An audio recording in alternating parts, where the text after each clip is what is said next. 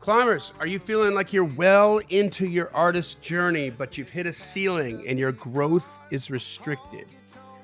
It may be due to the fact that you're paying more attention to the work and not enough attention to the business. Can you fix this? Find out on this episode. Welcome to the Climb! This is a show dedicated to helping singers, songwriters, and indie artists like you create leverage in the music business. Baby, you got to be your own sugar daddy to make it happen. And that's what this is about. You got to be able to prove your art and your business have value and generate revenue and generate attention. And when you do that, everybody you want to work with is going to come to you. That's why we called it the Climb, C.L.I.M.B, creating leverage in the music business. That's a Baxtronym. It's brilliant, by my good friend and co-host, Mr. Brent Baxter. Brent is a hit songwriter, not just a co-host, not just a friend, not just a father, not just a husband, not just a model American. He is a hit songwriter with cuts by Alan Jackson, Randy Travis, Lady A, Joe Nichols, and more. He's got a slew of top 10s in Southern gospel. He's got top 10s on Australian radio, top 10s on Texas radio. Got a couple number ones in Southern gospel. And more important to you, you don't give a crap about his resume. What's better to you is he's going to help you be right a better. So I'm doing the Tom Likas pregnant pauses here. I don't know if it's working or not. He helps you by teaching you, by revealing how to write like a pro, and what do I say now? Write like a pro. Do business like a pro. Do business like a pro, and then ultimately connects you with the pro. See, my autopilot went on there, and I got scared because I was like, I didn't know what was coming after that. I forgot, and I hit the guardrails, and I panicked. And Brent, you helped me. Thank you. He's going to help you write like a pro, do business like a pro, and on the regular, he is connecting you with the pros when you're ready to be connected. He's going to help you create those relationships, which is everything. And everything once you're competitive. You can find Brent very easily at songwritingpro.com. And I would like to introduce you to my co-host, Johnny Dwinell. And I'm going to tell you about Johnny off the sheet of paper that I always have in front of me, because my mind is a good place for having ideas, but my mind is a terrible place for keeping them. So I write my stuff down, which is handy. So if you're an artist looking to increase your streams, I keep it fresh, baby. I believe in this. You do. I don't trust me. I don't trust me at all. If you're an artist Brent's a planner, we could never be married, Brent. Well, for many reasons, Johnny. For many reasons. You don't have to get personal on it, Brent. Jeez. I'm a pretty good catch. I'm not going to lie. I don't know why you got to diss me like that, man. It'd be hard to explain to my 5 kids. They'd be like, what? They're going to love me. Sorry, Em. You are more of a night owl. If you're an artist looking to increase your streams, blow up your video views, sell more live show tickets, and get discovered by new fans, TV, and music industry pros, then Daredevil Production can help. Daredevil has worked with multi-platinum artists like Colin Ray, Tracy Lawrence, Ty Herndon, and Andy Griggs. Just to name a few, you can find Johnny at daredevilproduction.com. That's production, singular, no S. There's no S because there is no other Johnny D. How goes it? Man, it goes well. I'm excited to hear what you're going to talk about today. We have not prefaced this. We hit the red button. I'm flying blind. I'm just walking right into this ambush, and I'm here for it. I've got like 7 to 10 5-alarm fires going on as we speak. So I'm like, I don't have any time to mess around. I love you, but we got to go. It's all business today. But today, we're going to take this a step further with the E-Myth book. My last episode, we talked about understanding how there's a difference.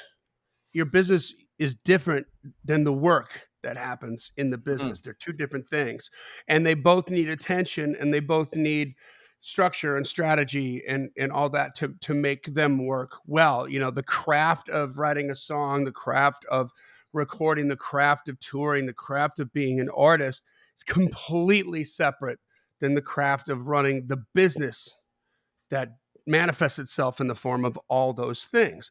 And hopefully you guys listen to that last episode and you understand that they're separate. Now we're going to take it to a whole new level on this business and really talking about the importance of if you're working in your business and you don't have the mindset and you don't have the understanding of, and I hate mindset because I feel like mindset sounds like Kind of rah woo woo. rah.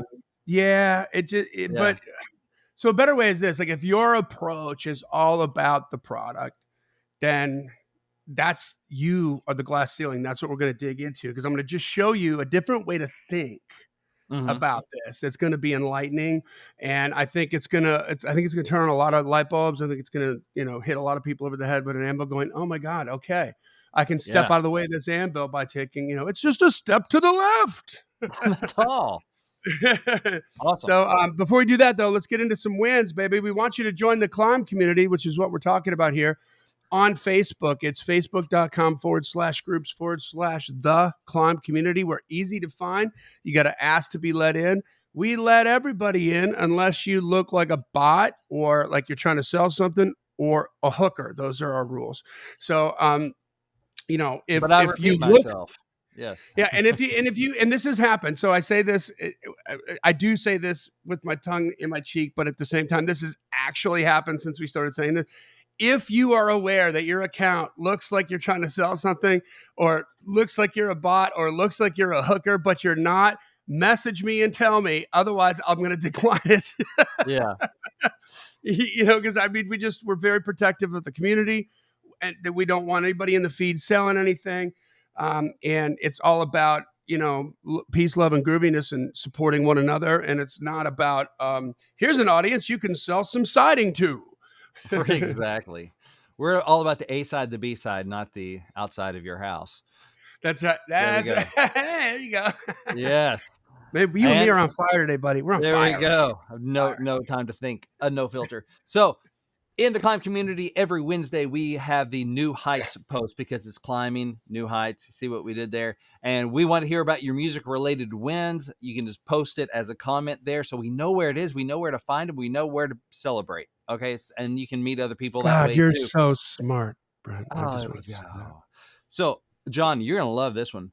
Climber Michael McFarland says, had a single song deal offered for a track Stephen, Charles, and I wrote, and heavily song titled Challenged before writing. Let's keep on climbing, y'all. Nice. Yes. So A single song. Are you telling me, hold on, are you telling me that some writers got together and before they started writing, they had this idea and it was a good idea.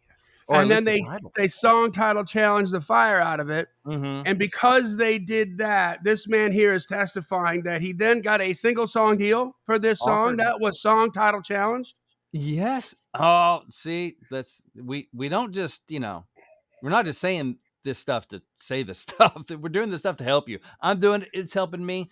And Michael and Steven are doing it, and it is helping them too. So that is awesome. So I'm pumped for you guys. Yeah. Hold on. All Congratulations. that stuff is true, and Mhm. I'm all about that. I'm glad that you said that. But now I'm thinking we have to refine our verbal contract a little bit because we tell people that when we do the song title challenge on the pullout episodes, the bonus Mhm. song title challenge episodes, that we demand an invite to the number one party, and you demand childcare, and I demand an open bar.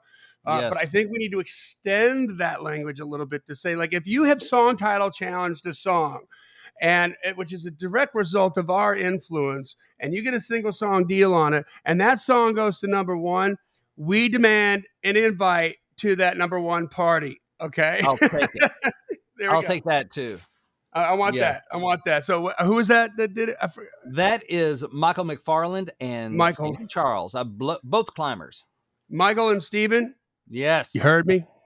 That is awesome. So come on. Keep us in the loop. Let us know how it goes. Because now we feel, well, not responsible, but we feel we're bought in. We're invested.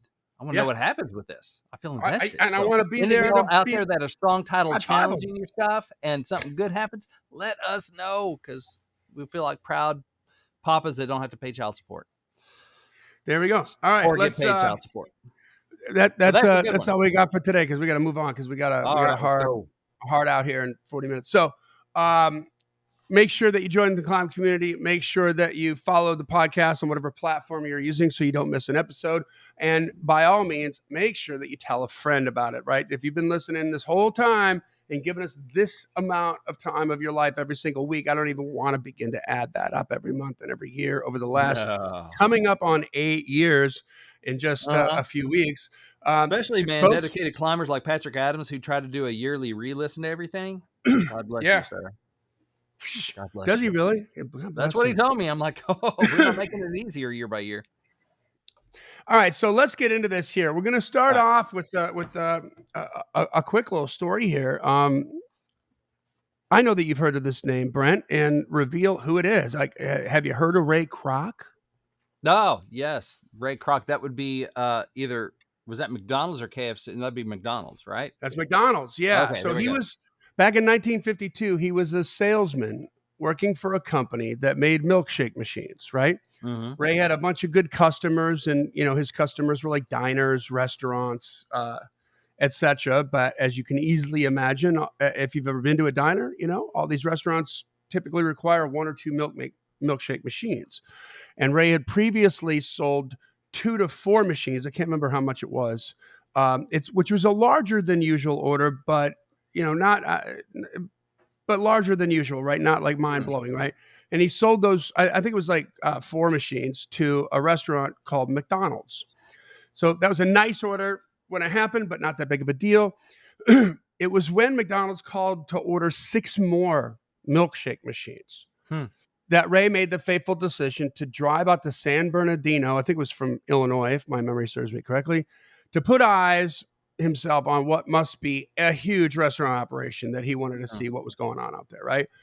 And what he found was quite the opposite. It was one very small drive-through no, wait.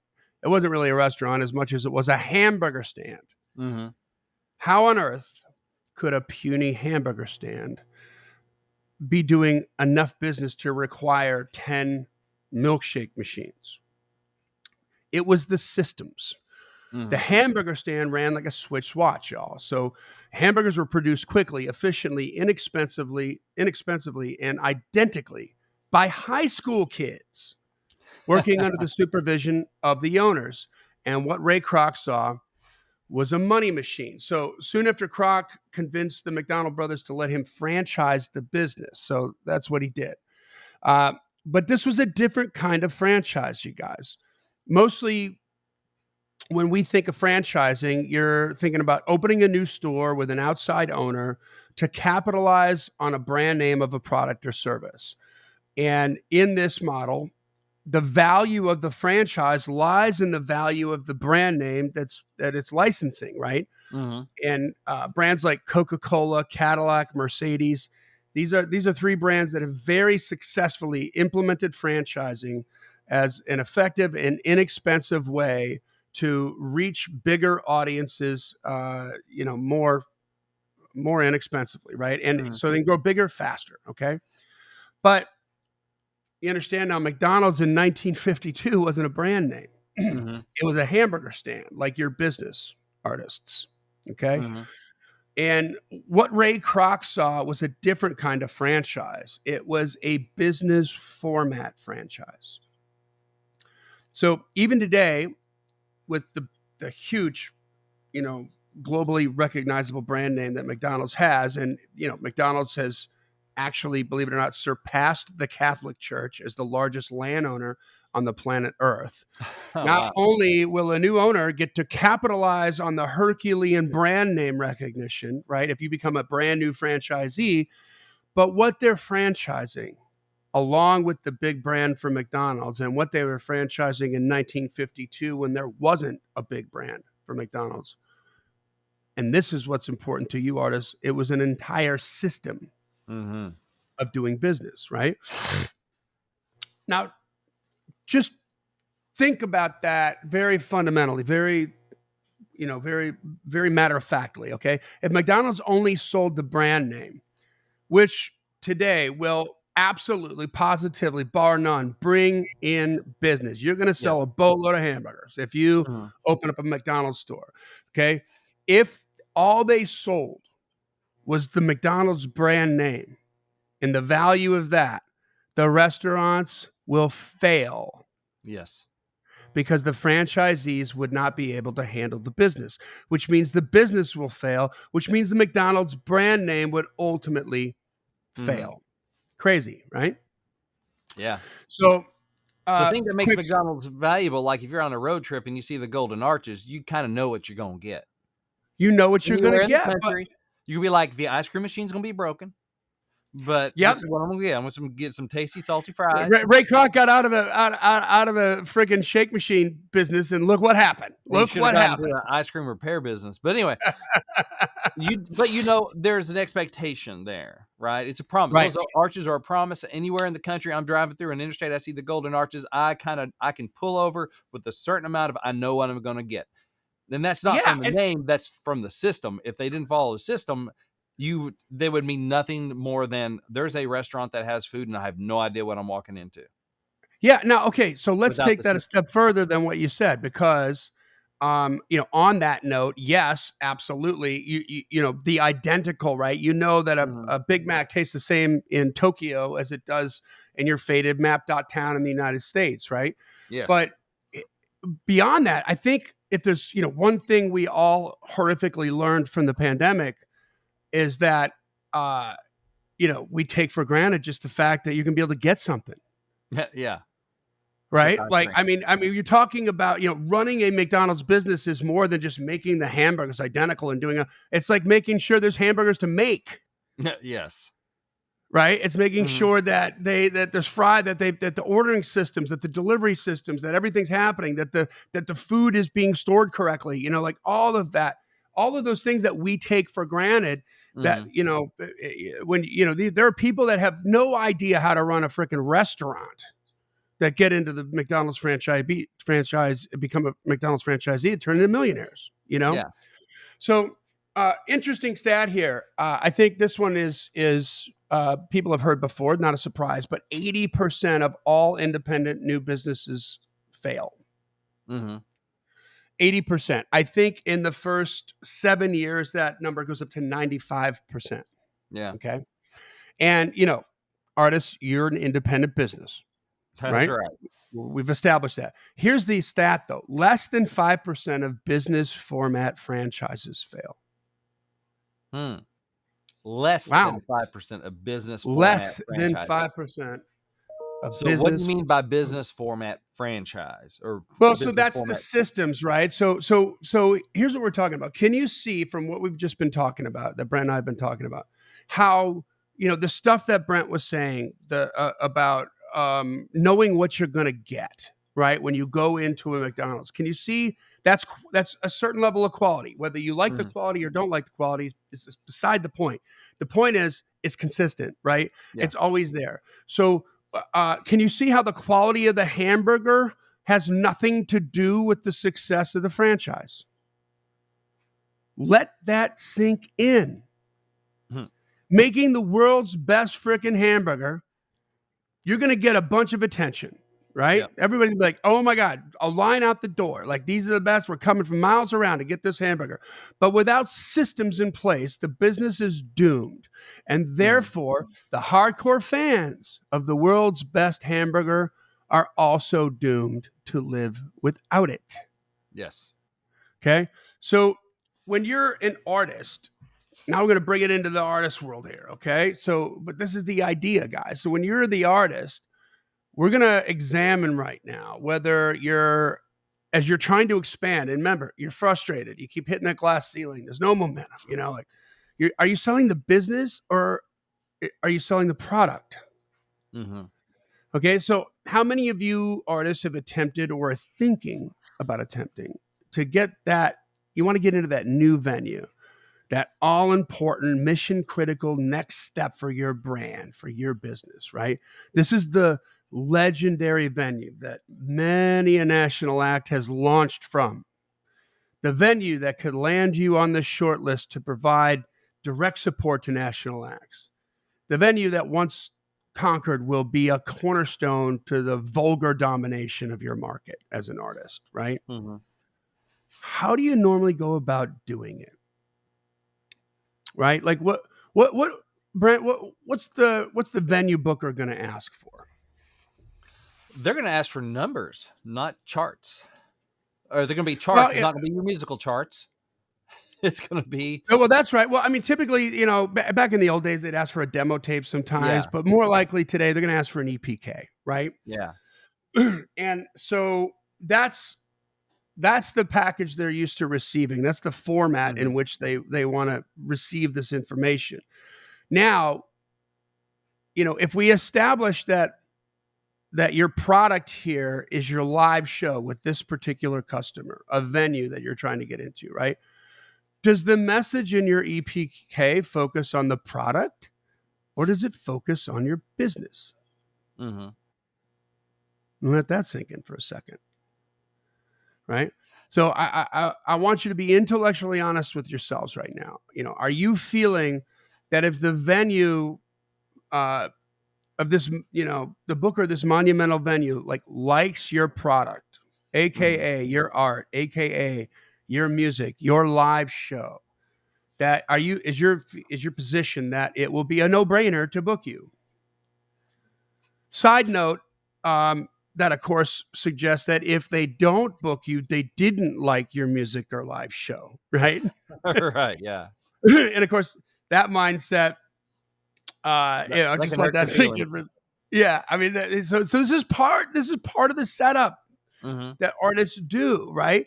So, this mindset, this focus on the product at this moment is a part of your problem.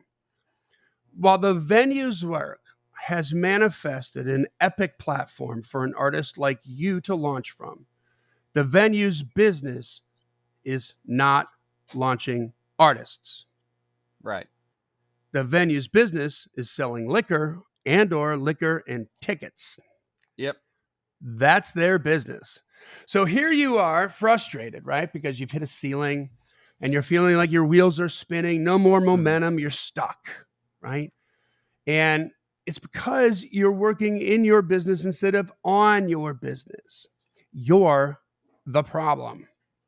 You are your own glass ceiling. You're the bottleneck. You're being held down by the man, and the proverbial man holding you down is you. You're what I like to call a glass hat. What a glass hat.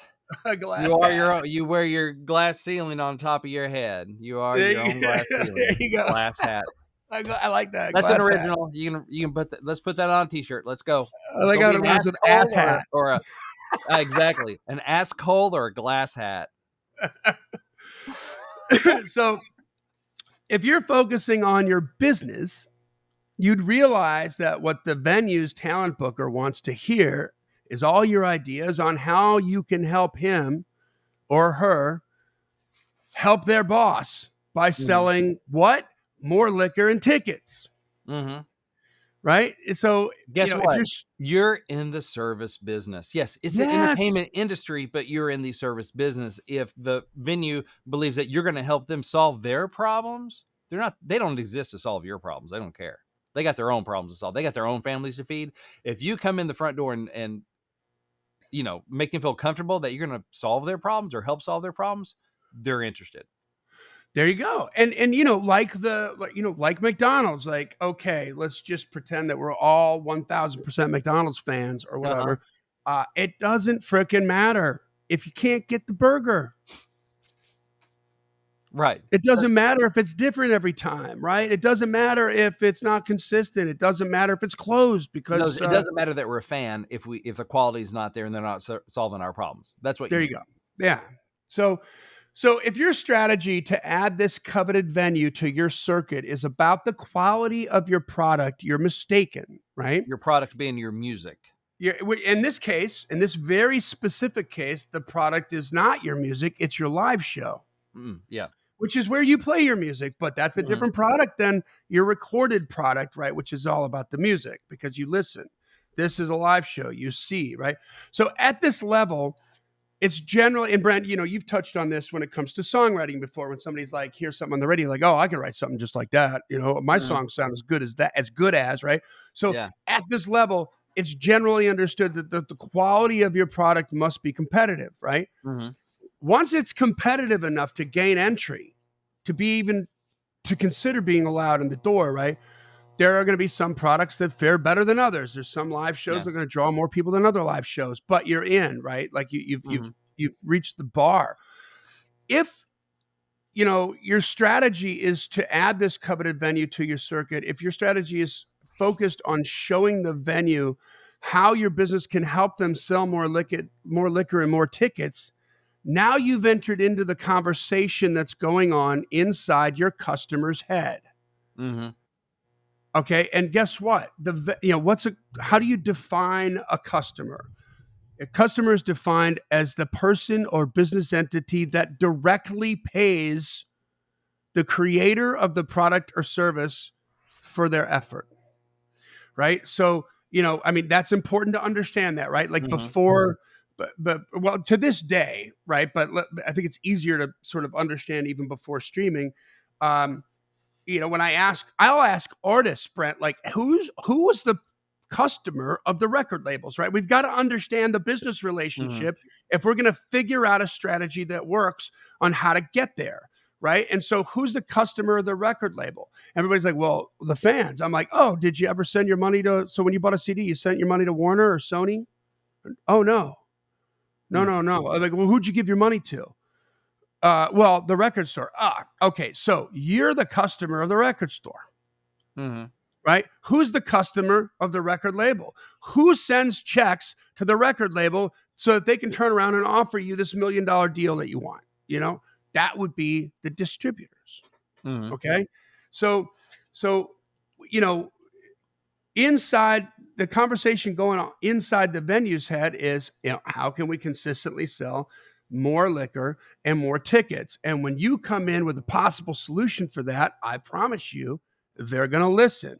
But you see how it's not, I've got a great live show and my music is really awesome and I'm a good singer. Yeah. Okay, great. I've got the world's best hamburger. Awesome. If I come in on Monday, can I get one? Yeah. If I come in on Tuesday, can I get one? Yeah. If I come in on Wednesday, can I get one? Yeah. Okay, let's talk. You know what I mean? Yeah.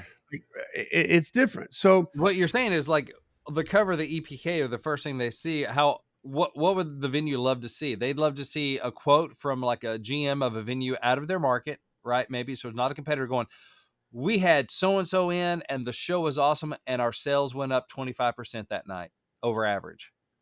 Now we're talking, right? As opposed to, I've been wanting to sing ever since I was 5 years old, and Gam Gam used to put a hairbrush in my hand and make me dance around and sing, and it was so wonderful. And I've been working really hard. I'm like, no, that's not what they care about, right? Yeah. So, now you're going to have the venue's attention. Let's talk about your dream booking agent, right? The one that holds the golden key to a string of important venues in the, is that person in the business of developing or breaking new acts? No. No. They're in the business of helping their customer, who's the venue owner, right? Yeah. Sell more liquor and more tickets. Right. Oh, look at that. And that manifests itself in the form of live show products. But the best live show product that doesn't sell enough liquor and tickets is of no use. It is not the best live show product as far as that venue is concerned. Yeah. They define best by liquor and tickets. So there's two things. This just hit me right now. There's, obviously I've done show prep on this, but there's two things that just hit me right now with this statement. Number one is that the reality that nobody wants to, swallow is that it doesn't have anything to do. Like it has everything and absolutely nothing to do with the quality of your live show product, right? You have to be competitive, but that's not the business. That's the product. Right. That's the door opener, not the deal closer. That's right. And the second thing is that when you look at it this way, it actually helps you separate the emotion from the event. Yeah. From the business. You're like, okay, I know I got a good live show. I need to focus on the business that's going to be required to create a relationship with this booking agent and add value to their business. How do I do that? Right. And what's that going to take? Because you remember in the last episode, Brian, I talked about, wanting to be a professional company and acting professional before you're professional, a theme we've touched on many times in this podcast. But how do you have to act right now? Right. Yeah. So, um, you know, Talk about being the internal pro and versus the external pro. The external yeah, pro has the stuff on the wall behind them, or the sales numbers and all that stuff that go, oh, you're a pro. That's external evidence I can look at and see that you're a pro. External. Internal pro is a person that operates like a pro. And you got to be internal before you're external. Like, you got to operate like a pro to get the external stuff. That's right. That's right. So here's another really good sort of illustration, Brent. You remember the scene from Raiders of the Lost Ark where Indiana Jones and his friend are out in the desert, and they're looking at Belloc, like his arch nemesis in the movie, who only had like half the information on that disc, and they figured out that they're digging in the wrong place. They're digging in the wrong place, Cindy. Yeah, that's right. It's like, that's right. So if your approach to winning over the booking agent is solely based on the quality of your live show product, you're digging in the wrong place. Right. So, it matters that you've got the right shovels and a whole crew of people. Right. Yeah. And you know how to dig, but like where you're digging, not where the gold is everything. There you go. Right. Yeah. So, and guess what? That's a lot of effort. That's a lot of energy. And that's a lot of time being wasted because you're digging in the wrong place. And when you're digging in the wrong place, I mean, you're talking about possibly shattering your artist dreams. Like, I can't find any gold. I really believe there was gold here. Yeah. I really believe that in my heart. I really believe this was the way to go. And it could very possibly be the way that you can go. Like, this is the way for you to make a living doing what you were born to do. But if you're unaware, or you don't believe, or you don't like it, and therefore you're choosing to dig in the wrong place, you're not going to find a goal. And at some point, the reality of bills is going to hit, and you're going to have to make a change. So, can you see? It's like what you need to ask yourself is, okay, what is their problem? What is the venue's problem? Yeah. And how can I solve that? Then the doors will open. All the doors in the world will open to you if you can solve people's problems and then communicate that effectively. Yeah. And what's their business? Because, having the best live show that could potentially be the number one draw in that market for that venue is not the answer. That's required. Yeah. That's required. Like, there's a difference between good parents and bad parents, but we'd like to believe that at least you got to keep the kids alive. You know what I mean? Yeah. Like, I take care, as like the old Chris Rock joke, I take care of my kids. You're supposed to, like, yeah. you're supposed to have a killer live show. Now that we've established that you have a killer live show, how are you going to help me? Because you know what? No one in my market knows you have a killer live show, right? As far as I know, they don't know. So they're not going to just show up because some rando name is on the bill. There you go. Now we're talking. See, now you're starting to go down the checklist of how am I, to your point, Brent, how am I going to solve this person's problem? So can you see where this simple shift in your approach and your understanding of what your product is and that your business is different from it, and the results of some of the people that you want to work with, how they're very attractive to you, right? Like that big venue where artists that you love have launched out of that, that important venue. Like, can you see where, if you don't shift your approach, right, you're looking at the wrong thing, right? If you change your approach, this can be the difference between zero momentum and massive momentum. I'll look at it like from a songwriter perspective, a little different angle on this. So there's some unknown, hopefully rising artists that I've worked with. And I had a buddy hit me up the other day about, hey man, I get us on the books with so-and-so. I'm like, who? And so, which is fine. There are a lot of people I don't know who they are, but they're awesome. Right. And so I went and looked this person up. He's like, yeah, she just recorded some stuff. She's, she's taking it seriously. And I'm like, she didn't have any numbers. Like, the music's fine. Like, it's spec. Yes. But it doesn't like artistically like, oh my gosh, I have to work with this person because this would be artistically fulfilling. But it met spec. Like, all right, cool. I was like, does she have stuff going on that I can't see online, like very small numbers. And I'm like, I'm out. Like, if something happens, let me know, but I only have so much time, Yeah. so I have to, the day I say yes to that person, I'm saying yes to everybody else I could be writing with. And it's a thing of going, is that person, are they going to help solve my problems? As we have clearly said on the show, I have a lot of children. They like to eat. I personally like to eat every other day or so. Right. So I'm looking for, to send my product, my time, my creativity, to send songs, to pitch. I'm looking at artists that can help solve my problems. And they only want my songs if they think my songs or my co-writing can help solve their problems, which is they want great songs that grow their career or whatever. So, okay, artist, you got to present that. Then they might be a great writer, or, hey, this person that you never heard of is awesome. Great. Have anything I can hear? No. They got any numbers on any streaming, anything? No. Any label interest? No. But they're awesome. That does me no Yeah. good. So That does me what no you're good. saying, Brent, is if I can improve my chances as a songwriter of getting in a room with Brent Baxter if I come with a couple bags of rice. No, no. Why you gotta be so racist, Johnny? No, I'm just kidding. I'm just kidding. Rice is cheap. We love rice. So, so here's the deal: if you're telling yourself that you need a label to finance your music videos, a social media team, right, to finance your music production team, a PR team, a branding team, tour support, and booking agent, that's not a growth strategy, right? That's the problem. It's not a growth strategy. That's a business plan that relies on one thing and one thing only: hope. And Stop hitting that hopium. Yeah, the hopium. And because that hopium is inextricably anchored to your feelings about your art, it's not a business strategy so much as it is a protection racket. Yeah. It's a protection racket, y'all. I just called you out. I'm sorry, but it is. If they don't bite, if your business fails, it's because they didn't get your art, and that's not your fault. You're a good artist, right?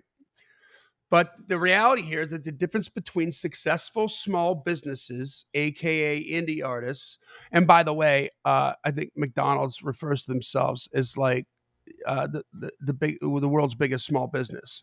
Yeah. I mean, interesting, right? So the difference between successful small businesses, aka indie artists, is they understand the importance of their formula for making the best donuts, and they know how to make and market these incredible donuts, right? They have systems in place to provide them quick, inexpensive, and effective songs to record, sound recordings, video content, social media content, booking, and more. And I think about like what turns me on about artists like John Stork, with 2 months of content on the calendar, already pre-booked, all this stuff. Like, is that going to work for him? I don't know, but I can tell you this for absolute certainty, that he's asking the right questions. And he is continually changing and manipulating the system that he's using to bring his product to market. Yeah. To try to find that groove, and he's focusing on the business, and that's why he's getting where he's getting. Yeah. I mean, does the record label you want to be on make the art? No. What business is the record label in right now, today? What business is every record label in? Selling records. No, they don't sell records anymore. You know what I mean. They're in the Exploiting. streaming business. Yeah, they're in the streaming business. So that's what I They're mean. in the streaming business, right? Monetizing money, monetizing music. Right. There you go. So if they're in the streaming business, right, we can all agree on that. What's more important for a company in the streaming business? The quality of the art that's being streamed, or the amount of streams that the art is getting?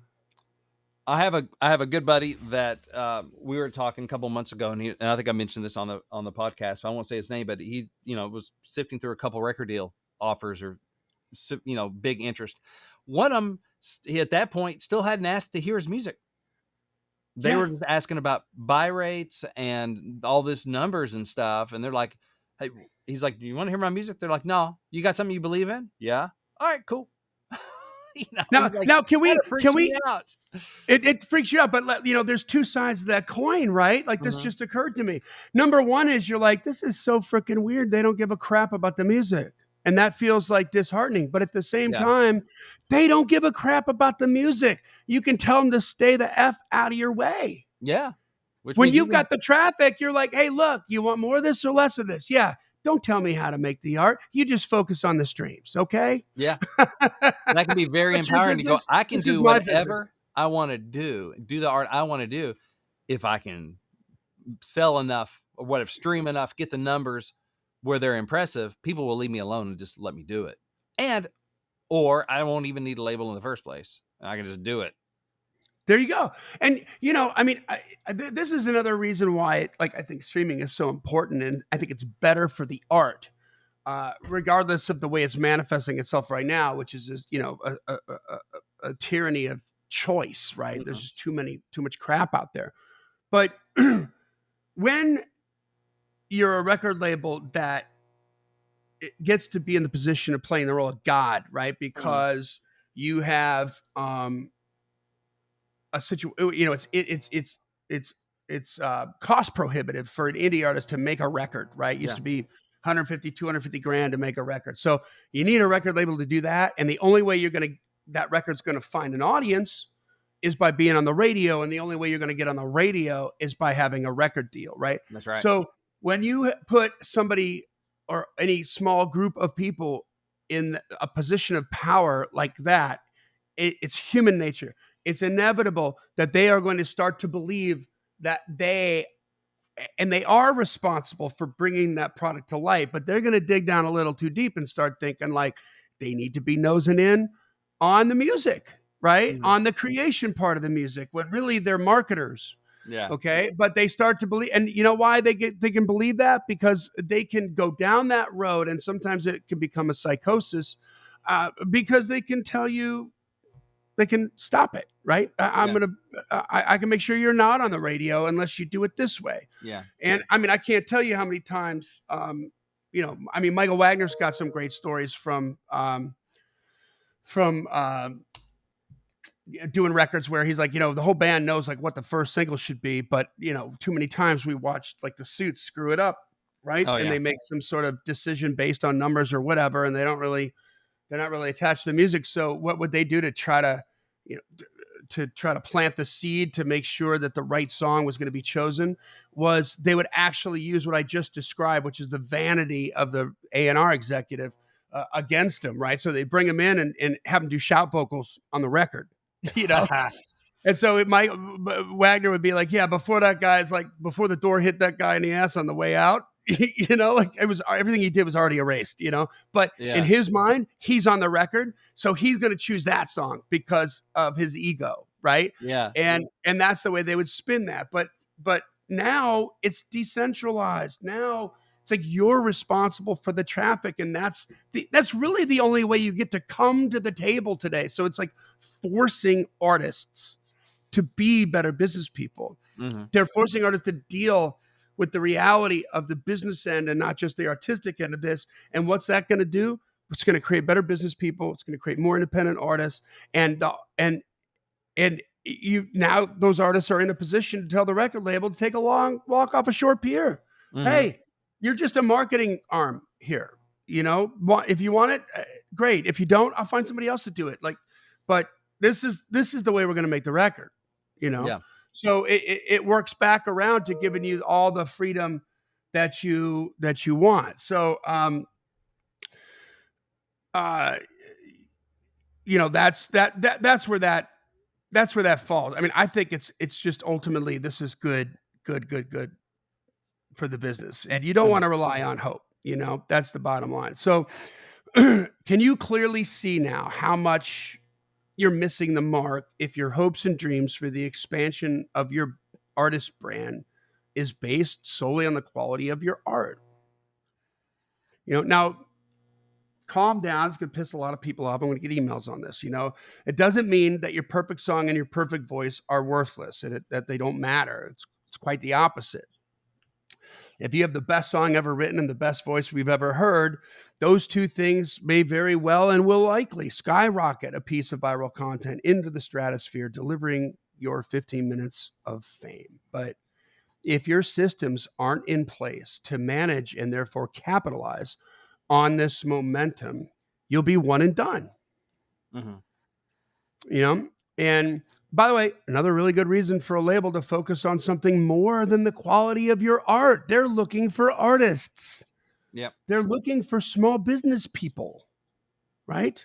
Labels want to see how big and how engaged your social media audience is. Labels want to see that your small business generates millions of streams so they can amplify that momentum and turn it into hundreds of millions of streams. Labels are not transforming talented diamonds in the rough into household names. They're buying small businesses. And if you want them to buy your small business, then you'll need to be continually working on your business as well as in your business. Understand the difference. And that's all I got to say about that, y'all. Love it. Cool. So I hope that provides some clarity, guys. Part of being able to understand the business is also being able to understand the platform that you're trying to grow your audience on, which is the digital platform, which is vastly different than the broadcast platform that you were raised on, that you were marketed to, that delivered the magic that made you want to be an artist, right? Like It's totally different. And understanding how those two systems work because again, I think there's too many people trying to do really good broadcast techniques on digital platforms.